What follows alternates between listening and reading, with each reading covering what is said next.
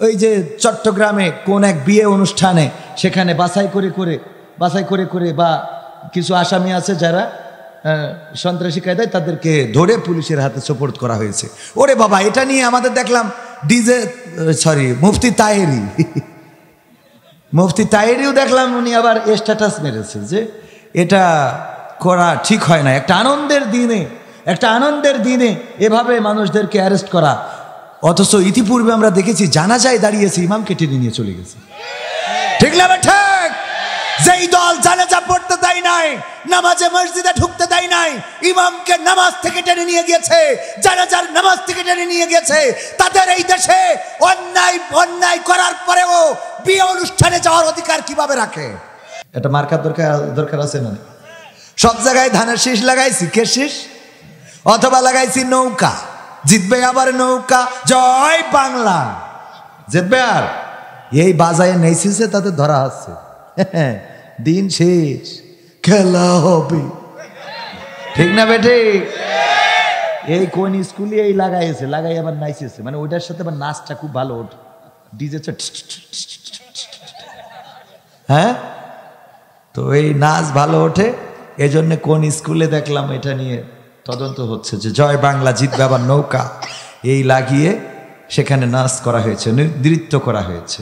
এই সমাজে নৃত্য আছে না নাই? আহা, আমাদের মুসলমানদের সন্তানেরা, আমার মা বোনেরা মেয়েদেরকে সাজিয়ে গুছিয়ে শাড়ি পরিয়ে দেয়, মা কায়দা করে নাচবা, মা আবার বোরখা পরা থেকে উনি আবার দেখাই দেয় কিভাবে বিয়ারিংটা ঘুরাইতে হবে। চোখে পড়ে না? আবার এই মেয়ের জন্য হুজুরের কাছে দোয়াও চাই, হুজুর জানো, তুই নিজে শয়তান বানাবে আর হুজুর দোয়া করে ভালো করবে কি করে? কথা কয় না। ও পাঠাই দিচ্ছে শাড়ি পরায় খুব কায়দা করি, মা কিভাবে বিয়ারিং করতে হবে দেখাও। হ্যাঁ, এনে একটা পাক দিবা, মাথার পরে আঙুল দিয়ে একটা পাক দিবা, তারপরে এই করবো তাই করবো, এগুলো শিখায়। আর আমাদের কাছে এসে খায় হুজুর দোয়া করেন। আর এটা তো লাইলাতুল ফেব্রুয়ারির জন্য ছেড়ে দিয়ে রেখেছে না? 14 ফেব্রুয়ারি লাইলাতুল ফেব্রুয়ারি ইবাদতের জন্য বের হবে। যদি আমার ভাইজান ছেলে বিয়ে দেবে, ওই মেয়ে দেখতে যায়, মেয়ের চরিত্র আল্লাহ খাস পর্দা করে। তা লাইলাতুল ফেব্রুয়ারিতে ঘুরে বেড়াচ্ছিল ওরা কারা? কথা কয় না। ওরা কারা, কোত্থেকে আসে ওরা? ঠিক না ঠিক? সব খাস পর্দা করালো, সব আল্লাহওয়ালা। ফেসবুকের নাম জান্নাতুল ফেরদাউস, বুরখার একটা ছবি এমন ভাবে লাগাইছে, যুবক দেখে মনে করে এর মতো পীর সাহেবের একটাও নেই, এর বিয়ে করাই লাগবে, আমি যত খারাপ হই আমার বউ তো ভালো। এই চিন্তা করে জান্নাতুল ফেরদাউসের সাথে লাইন মেললো। কিসের লাইন? জান্নাতুল ফেরদাউসের সাথে ঢুকে দেখে হাবিয়া দোজখে পড়িয়েছে। ঠিক না বাটে? ও হাবিয়া দোজখে নিয়ে যায়, কয় তুই যদি বিয়ের আগে আমার সাথে মিলন না করতে পারিস, তোর সাথে কাটাকাটি, কারণ মকসেদের ছেলে পারে। কথা কয় না? হ্যাঁ, শয়তান আছে না নাই? ছেলেদের চরিত্র নষ্ট করে। ওগো আমার ভাইয়েরা, এই নৃত্য জয় বাংলা, জিতবে আবার নৌকা স্কুলে করা হয়েছে, এটার তদন্ত হচ্ছে, তদন্ত করা হবে। বর্তমান সময়ে এই মিছিল, এই স্লোগান আর চলতে দেয়া হবে। যারা মনে করছে যে না, আমরা আবার তাদেরকে, অনেকেই বলে গণতান্ত্রিক অধিকার, তারা যা ইচ্ছা তাই করতে পারে, লিফলেট বিতরণ করছে বিসিএস ক্যাডার, সরকারি কর্মকর্তা, এটা কি করার কোনো সুযোগ আছে?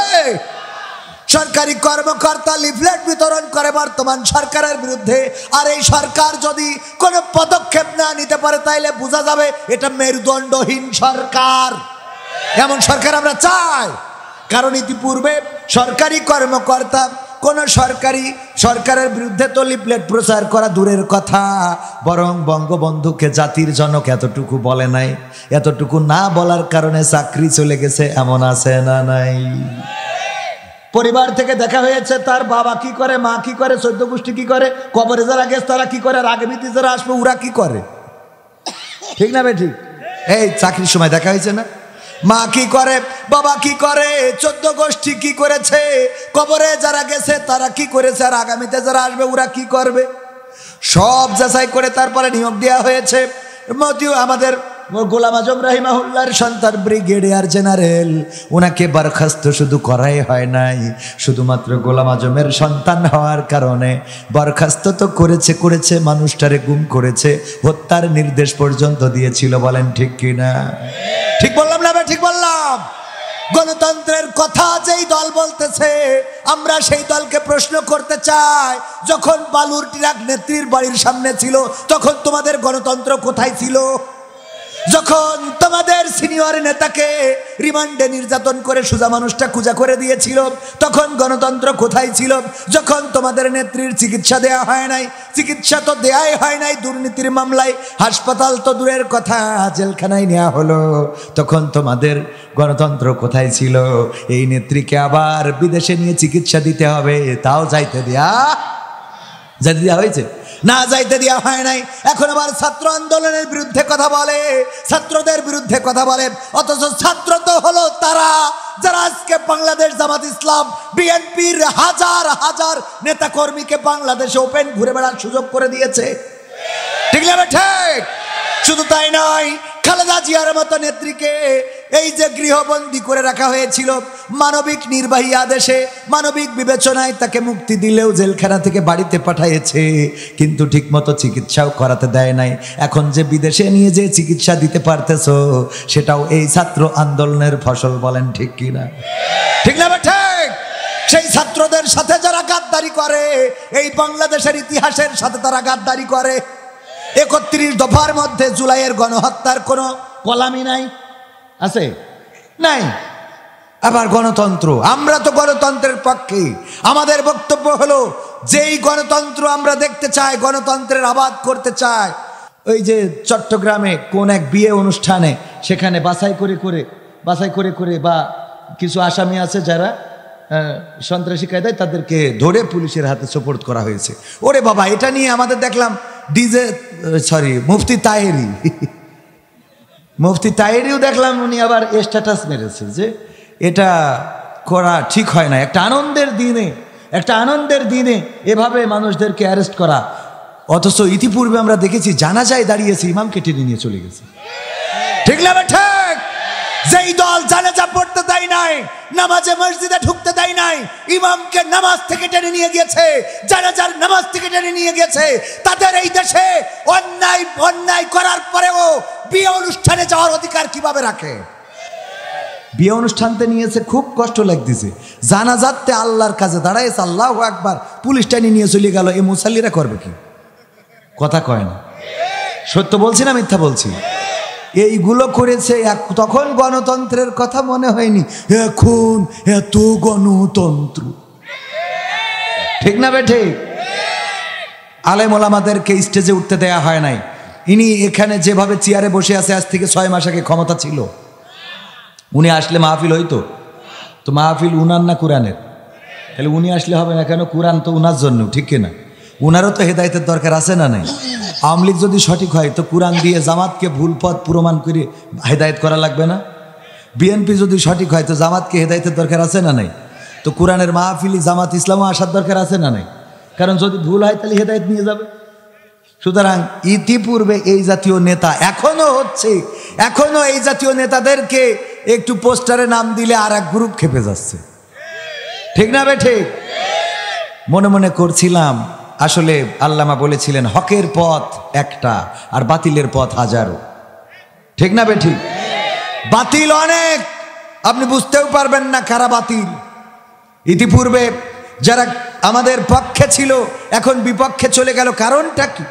অপরাধটা কি আমাদের?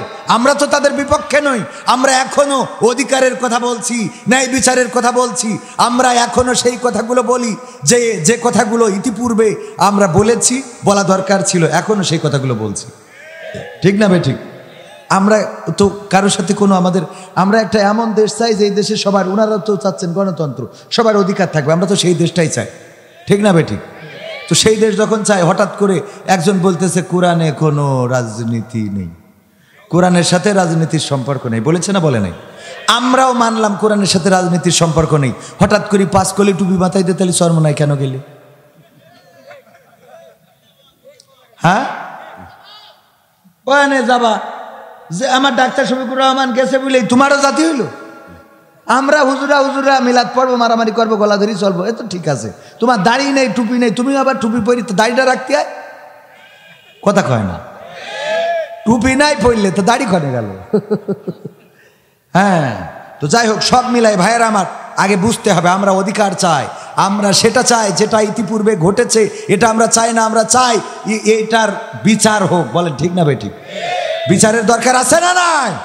ছাত্র জনতা যারা বলছে বিবাহ অনুষ্ঠান থেকে অ্যারেস্ট করেছে, এটা তো ঠিক হচ্ছে না।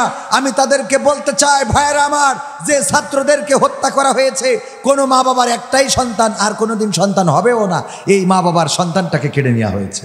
তার কত স্বপ্ন ছিল, এই সন্তানটাকে মানুষের মতো মানুষ করবে, বড় করবে, আলেম বানাবে, মুফতি বানাবে, মুহাদ্দিস বানাবে, ইঞ্জিনিয়ার বানাবে। আমার মুহতারাম জেলা আমির ডাক্তার ফজলুর রহমান সাইদ সাহেব, উনি অসুস্থ, আমার সাথে কথা হয়েছে, তো আমি ওনাকে বলেই দিচ্ছিলাম যে আপনি আস্তে করে চলে যান, প্রতিদিন অনেক কাজ থাকে, আমি একটু আলোচনার শুরুতে কথা বলা দরকার। তো মুহতারামের জন্য আমরা দোয়া করি, আল্লাহ যেন সুস্থতা দান করেন। বলেন আমিন।